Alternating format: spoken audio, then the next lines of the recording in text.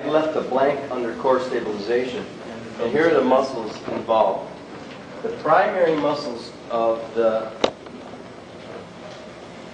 flexors are the internal oblique and the transverse abdominal, which we're going to look a little closer. But also the rectus abdominis and the external oblique, they play a role in stabilizing. These are your flexors.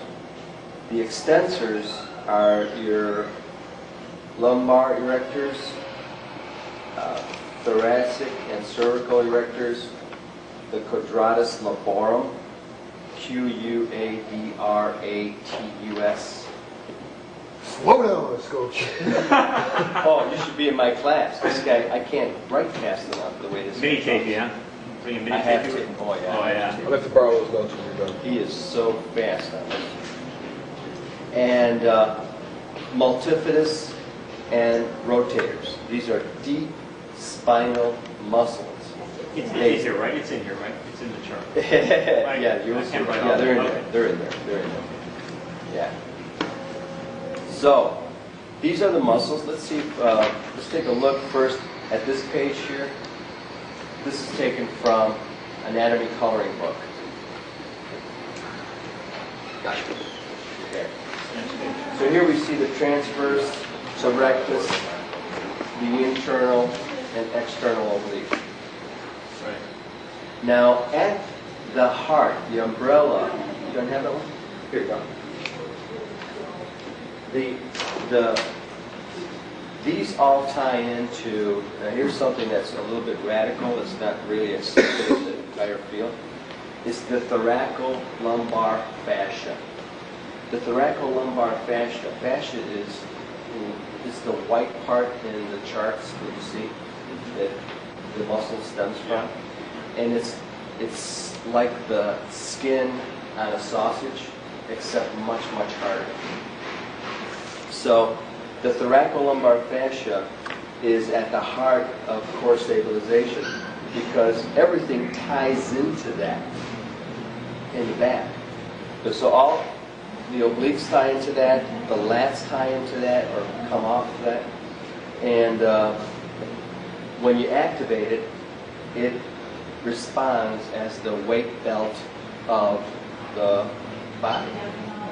We don't need weight belts. In fact, when you use a weight belt, you shut off the transverse abdominis. You shut off the thoracolumbar fascia. You shut it off because there's pressure on it. So for stabilization, you should recruit your core muscles. You got to have good core muscles, good tone and synchronized core muscles in order to do the job that they're supposed to do. And that's more than just holding it in. So quickly, the function of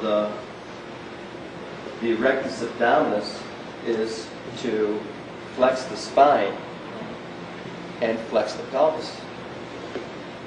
And they could do both simultaneously because it attaches to both. The attachment is at its thinnest part. So it comes down like a diamond tip and inserts into the pelvis, the bottom of the pelvis. So if you're doing a lower part abdominal work, the stress is going to be a lot different than when you're doing upper because the muscles are much thicker at the top and much thinner at the bottom. By the same token, they're not going to have the same amount of movement. So if you walk in aerobic classes, then they're laying on their backs and their legs are doing windshield wiper movements. What are you doing? I'm working my low abs. That's hip flexors. The abs don't have the strength to move your legs that much. Right? Whatever your pelvis can tilt, that's as much as it'll do. And we're going to go through exercises too. So I'm going to jump a little ahead of that. I don't know if you have this copy here. This is a copy. Some of these pages are from a medical textbook. You know that one? Now this is a transverse cut right on the L3. Here we go.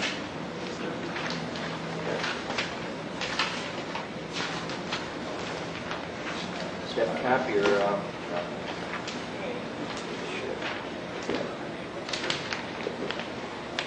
that copier didn't sort them out. Doesn't collate. Okay. Yeah, so I had them all in them.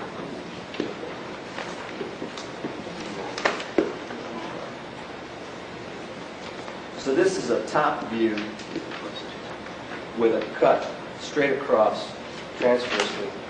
So you're looking down on everything just smushed in. And I've underlined where the external obliques are, where the lexus dorsi are, the internal, the transverse, and over on your lower right is the rectus abdominis.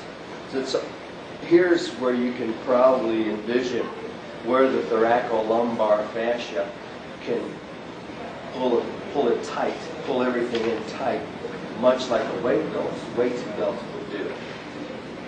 And I really went overboard with the visuals because I wanted to impress upon you. This is very, very important because you can protect a lot of back issues if they learn how to use the thoracolumbar fascia, and which encompasses all those muscles that we're talking about right now, including the back muscles.